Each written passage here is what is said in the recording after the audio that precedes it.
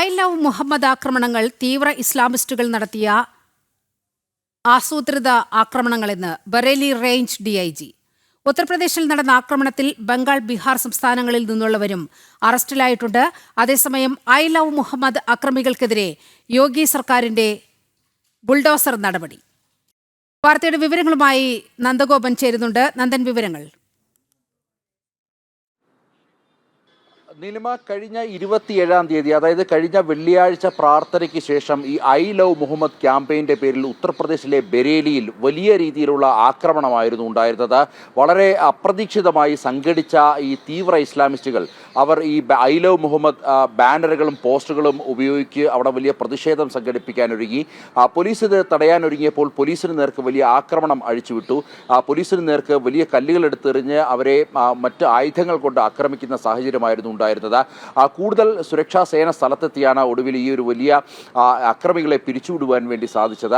ഇതുമായി ബന്ധപ്പെട്ട് ഇപ്പോൾ ഉത്തർപ്രദേശ് പോലീസ് നടപടികൾ തുടരുകയാണ്. നിലവിൽ ഇപ്പോൾ 72 പേരുടെ അറസ്റ്റാണ് ഇതുമായി ബന്ധപ്പെട്ട് രേഖപ്പെടുത്തിയിരിക്കുന്നത്. ഈ അറസ്റ്റ് ചെയ്യപ്പെട്ടവർ ഈ ഉത്തർപ്രദേശിന് പുറത്തുള്ളവരാണ്, ബീഹാറിൽ നിന്നും ബംഗാളിൽ നിന്നുമൊക്കെ എത്തിയവരാണ് എന്നുള്ളതാണ് പ്രധാനമായും പോലീസ് വ്യക്തമാക്കുന്നത്.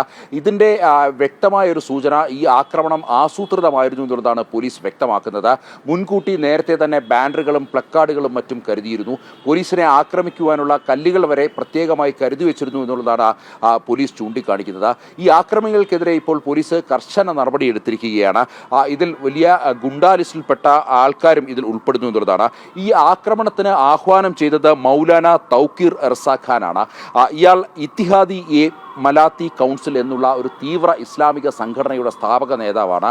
ഇയാളുടെ ആഹ്വാന പ്രകാരമായിരുന്നു കഴിഞ്ഞ വെള്ളിയാഴ്ച തീവ്ര ഇസ്ലാമിസ്റ്റുകൾ ഈ ബറേലിയിൽ അഴിഞ്ഞാടുന്ന സാഹചര്യം ഉണ്ടായത്. ഇയാളുടെ വീടിന് സമീപം ഇയാൾ വലിയ രീതിയിൽ തന്നെ ഭൂമി കയ്യേറ്റം നടത്തിയിരുന്നു. ആ അനധികൃത ഭൂമി കയ്യേറ്റം, അതിലുണ്ടായിരുന്ന നിർമ്മിതികളും ഇപ്പോൾ ബുൾഡോസർ ഉപയോഗിച്ചുകൊണ്ട് യോഗി സർക്കാർ പൂർണ്ണമായും പൊളിച്ചു നീക്കിയിരിക്കുകയാണ്. മാത്രമല്ല ഇയാളെ അറസ്റ്റ് ചെയ്യുകയും ചെയ്തിട്ടുണ്ട്. ഇതിനോടകം തന്നെ ഈ ബുൾഡോസർ നടപടികളിലേക്ക് എത്തിയപ്പോൾ തന്നെ വലിയ പ്രതിഷേധം അവിടെ ഉയരുന്ന സാഹചര്യം ഉണ്ടായിരുന്നു. എന്നാൽ അവിടെ കൂടുതൽ സുരക്ഷാ സേന രംഗത്തെത്തി തീവ്ര ഇസ്ലാമിസ്റ്റുകളെ അടിച്ചൊതുക്കിയ ശേഷമാണ് അവിടെ ഉണ്ടായിരുന്ന ഈ എൻക്രോച്ച്മെന്റ് പൂർണ്ണമായും പൊളിച്ചു നീക്കുവാൻ വേണ്ടി സാധിച്ചത്. ഏതായാലും ഇതുമായി ബന്ധപ്പെട്ട് ഉത്തർപ്രദേശ് പോലീസിന്റെ നടപടികൾ പുരോഗമിക്കുകയാണ്. നിലവിൽ 72 പേരുടെ അറസ്റ്റാണ് ഇതുമായി ബന്ധപ്പെട്ട് ഈ ബറേലിയിൽ രേഖപ്പെടുത്തിയത്. ഈ കഴിഞ്ഞ വെള്ളിയാഴ്ച ഇതുമായി ബന്ധപ്പെട്ട് കാൻപൂരിലും വലിയ പ്രതിഷേധങ്ങളും ആക്രമണങ്ങളും ഒക്കെ തന്നെ ഉണ്ടായിരുന്നു. കാൻപൂരിലായിരുന്നു ഈ ഒരു സംഭവങ്ങളുടെ തുടക്കമുണ്ടായത്.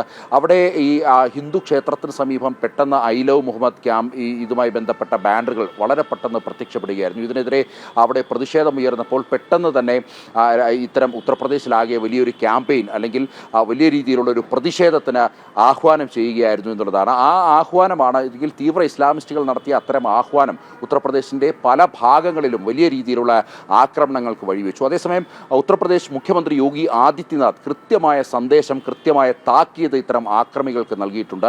ഒരു തരത്തിലും ഇത്തരം ആക്രമണങ്ങൾ അനുവദിക്കില്ല. സനാതനധർമ്മത്തെ ചവിട്ടിഞ്ഞെരിക്കാം എന്ന് കരുതിയവർക്ക് തെറ്റി. അവർ എവിടെ പോയി ഒളിച്ചാലും, അത് നരകത്തിലാണെങ്കിലും അവിടെ എത്തി അവർക്കെതിരെ കർശന നടപടി സ്വീകരിക്കുമെന്നുള്ളതാണ്.